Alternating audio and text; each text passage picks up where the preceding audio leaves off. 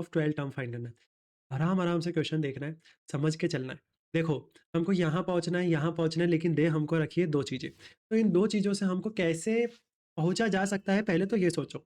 तो sir D से तो कुछ नहीं कर सकते, लेकिन हाँ, इससे कुछ कर सकते हैं। देखो, मैं यहाँ पे पढ़ाने नहीं आया हूँ, सिखाने आया हूँ। मैं एक-एक चीज़ समझाना चाहता हूँ कि हम किसी भी क्वेश्चन को कैसे लेके जा सकते हैं। तो सबसे पहले सर आप इसको उतारो, A12 = 37।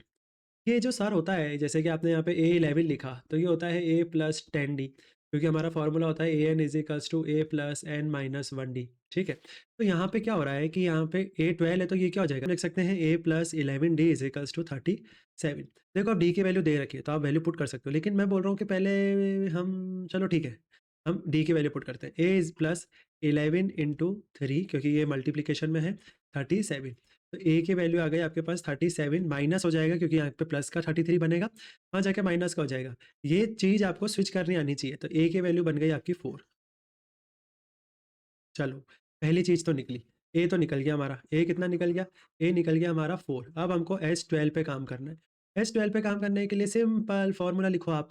फ़ॉर्मूला क्या होता है? पहले मैं हमेशा फ़ॉर्मूला लिखूँगा, Sn = n/2 2a + n - 1d। Okay, done.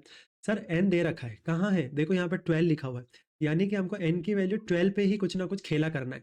तो यहाँ पे जब दे रखा होता है ना, जैसे कि S12 निकालना है, A5 निकालना है, S5 निकालना है, S999 निकालना है, तो ये n, ये जो दे रखा है 999, यही आपका n है। इसी को n बोला जाता है, क्योंकि फॉर्मूले में भी Sn = n/2, तो जहाँ पे भी n आ रहा है वहाँ पे उन लोगों ने 12 कर दिया, तो हम भी करेंगे। तो S12 निकालना है, तो जब मैंने यहाँ पे लिखा है तो यहाँ पे भी लिख दूंगा, 12/2 = 2 × A की वैल्यू 4 प्लस n - 1, मतलब वापिस से वही हो गया। कितना था? 12 माइनस का 1, और d कितना आया था हमारा? 3 आया था। आया नहीं था, मतलब दे रखा था। तो ये कट जाएगा 6 बार में। 6 ये हो जाएगा, पहले मल्टीप्लाई होता है, 4 2 ज़ा 8, प्लस ये हो जाएगा 11 × 3। पहले हमेशा मल्टीप्लाई होता है अकॉर्डिंग टू द बॉड मास। पहले मल्टीप्लिकेशन होता है, फिर एडिशन, फिर सब्ट्रैक्शन, ठीक है? तो 6 = 8 + 33। तो 6 × 8 + 33 हो गया आपका 41। तो यहाँ पे आपका आंसर आएगा 240 और 6 246। तो अब आप देख सकते हैं कि Sn की वैल्यू आपकी कितनी आई?